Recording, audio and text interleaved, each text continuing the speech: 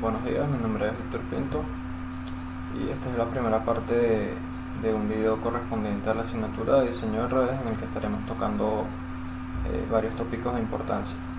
El primero es referente a los protocolos punto a punto. El protocolo punto a punto, o como su acrónimo lo describe, PPP, es un protocolo de capa de enlace utilizado en las redes, obviamente punto a punto.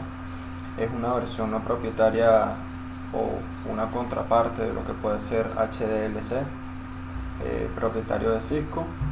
Básicamente el protocolo punto a punto no utiliza direcciones de destino, se basa en broadcast y se segmenta en lo que es los protocolos de capa de red que maneja, como IP, AppleTalk, Token Ring, y tiene un protocolo de control de capa de enlace, un LCP. El protocolo PPP tiene varias ventajas, varias bondades, entre las que podemos escribir: él examina la calidad del enlace, acepta varios protocolos de capa de red.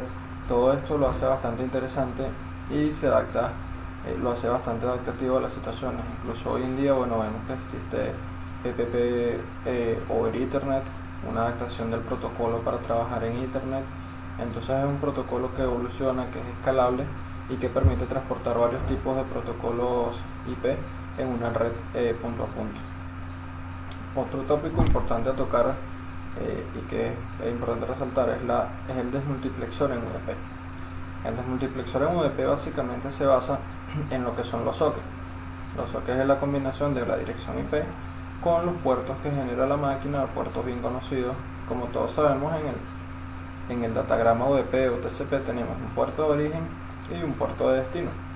¿Qué es el desmultiplexor? Bueno, el desmultiplexor lo que hace es que cuando llega un paquete, él ve la dirección IP y ve el socket del puerto, y a través de ese puerto él determina hacia qué host va. El puerto es mucho más específico que la IP incluso, y esto funciona en cierta manera como funciona el Port Address Translation, o PAT, o lo que conocemos como NAT con sobrecarga, donde tenemos una única IP pública y lo que hacemos es que tomamos varios puertos aleatorios para segmentar las conexiones. Bueno, esto es básicamente lo mismo. Nosotros multiplexamos cuando sale el paquete, y cuando el paquete recibe es el proceso inverso, que es la desmultiplexación en UDP. Entonces el router o el equipo de borde toma el paquete, ve el puerto que está allí, y a través de ese puerto determina: este paquete corresponde a un host, o este paquete corresponde a una conexión, que es en realidad lo que él hace. Este paquete viene de esta conexión, o este puerto hace referencia a esta conexión. Es básicamente lo que nos permite tener varias conexiones abiertas, o nos permite o nos da la facilidad de transmitir de repente video, tener un navegador abierto, estar en el banco. Es a través de esto. Tomamos un puerto y ese puerto segmenta las conexiones que tiene nuestra máquina. Por eso es que se dice que es mucho más específico que la dirección IP, porque va directamente al tipo de aplicación que estamos trabajando. El control de flujo en TCP. Ese es el siguiente tópico a tocar. TCP es un protocolo un poco más distinto a UDP, a pesar de que funcionan en la capa 4 del modelo OSI. TCP es orientado a conexión, da más confiabilidad, es muy usado para aplicaciones tolerantes a retardo, pero que requieren que el paquete llegue de forma completa. El control de flujo en TCP básicamente nos orienta o nos lleva a varias bondades. Primero, TCP envía los segmentos, o el paquete los segmenta y ordena el paquete antes de ser transmitido al origen. ¿Cómo es esto? Está el equipo de borde, llega un paquete, llega la información, él toma toda esa información y a través de números de secuencia que están en los paquetes de TCP, él arma toda la data y de allí la envía nuevamente al equipo receptor. TCP proporciona un control de flujo con varios campos por sus propiedades de retransmisión. Si se pierde un paquete, puede volver a transmitir. Entonces todo eso nos da un control de flujo que permite que la conexión sea mucho más segura, por así decirlo. Formatos de segmentos. Bueno, básicamente lo que es el datagrama TCP, o el cuerpo de un paquete TCP, tiene varios formatos o tiene varios campos. Entre esos campos creo que los más importantes son lo que es el puerto de origen, el puerto de destino, el número de identificación de ACQ. Esto lo estaré explicando más adelante en el video, lo que es el ACQ en el próximo tópico, y lo que es el tamaño de la ventana de transmisión de TCP o UDP. Entonces estos son los tópicos, estos son los campos más resaltantes allí.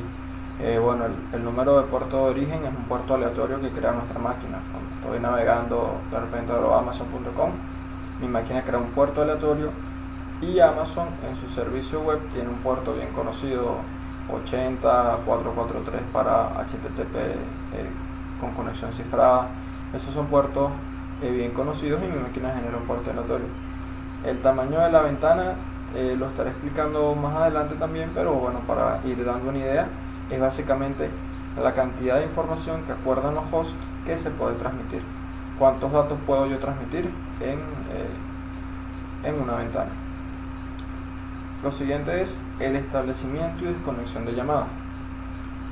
TCP es un protocolo orientado a conexión, es decir, TCP verifica que el lado receptor esté disponible. Podemos hacer una ambigüedad con una llamada telefónica. Yo cuando tomo mi teléfono, hago una llamada telefónica, no sé si la otra persona a quien estoy llamando está disponible en ese momento. TCP verifica esto. ¿Cómo lo hace? TCP primero establece una conexión entre los hosts antes de comenzar a transmitir la información como tal. TCP envía un mensaje, ese mensaje lleva un número de secuencia. Yo, digamos, Víctor y la tienda. Víctor envía un primer número de secuencia, un mensaje con un número de secuencia en 1. ¿Qué hace la tienda? La tienda me envía un ACK. ¿Qué es el ACK? Es el acknowledgement en inglés, o el conocimiento. Solo me indica a mí que está disponible, que recibió el mensaje y que podemos establecer la conexión. Ese ACK básicamente tiene mi número de secuencia más 1. ¿Qué significa ese número de secuencia más 1? Primero, con el ACK puedo determinar el host está disponible, y con el número de secuencia más 1 me dice esto es lo que yo espero recibir en el próximo envío. Entonces, en el inicio y la finalización de llamada, básicamente yo envío un primer mensaje donde el host receptor recibe ese mensaje. Luego el host receptor me envía un ACK y me envía un mensaje a mí para establecer la conexión, y yo envío un ACK. Con esos 3 pasos se establece la conexión. Por eso es que se llama que es una conexión de 3 vías, o un handshake, un intercambio de manos de 3 vías para establecer la conexión TCP. ¿Qué pasa cuando voy a finalizar la conexión? El mismo proceso. Yo envío un paquete de finalización de conexión, el host receptor me envía un ACK diciéndome recibí tu paquete de finalización de conexión, y me envía también un paquete diciendo vamos a finalizar la conexión, y yo como host envío un ACK diciéndole ok, finaliza la conexión. Básicamente esto es lo que se maneja en el proceso del establecimiento y finalización de conexión de TCP/IP. La ventana deslizante, que es uno de los temas que ya he mencionado someramente minutos anteriores. La ventana deslizante me dice cuál es la cantidad de información, por ponerlo de manera sencilla, que yo puedo transmitir. Esta ventana deslizante tiene propiedades que voy a ir explicando más adelante, pero para ir ya entrando un poco en materia, tiene propiedades adaptativas. ¿Cómo es esto? ¿Qué propiedades adaptativas? Bueno, yo establezco una ventana con mi host receptor, digamos, ventanas muy comunes, 1500 bytes, envío 1500, y él me responde con 1501. ¿Qué significa el 1501? Oye, recibí tus 1500, 1501 es lo que espero recibir. Si el host receptor no me responde con 1501, posiblemente, digamos, el host receptor me responde con 14000, se perdieron paquetes. Eso me indica a mí, debo retransmitir.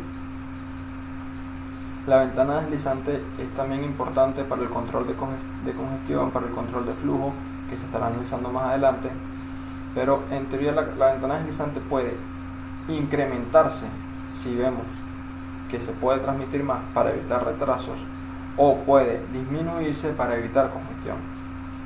Entonces la ventana deslizante es muy importante en el establecimiento de conexiones y funciona, se explicará más a detalle, para el control de flujo y para evitar la congestión en las redes, además de otras bondades que tiene, pero iremos más adelante abordando en profundidad cada una de ellas. Extensiones TCP. Bueno, TCP en su estructura de paquete tiene flags, tiene campos adicionales que me permiten a mí enviar, digamos, extensiones. Son apartados del paquete que me indican a mí protocolos de capa superior o protocolos de capa inferior. Me indican, de repente hay apartados de TCP que me indican los protocolos de capa superior con los que yo estoy trabajando. Entonces estos flags son importantes porque en ciertas aplicaciones son de utilidad para indicar cuál es el protocolo de capa superior que se va a utilizar, el formato de mensaje, y son apartados interesantes. Las llamadas a procedimientos remotos.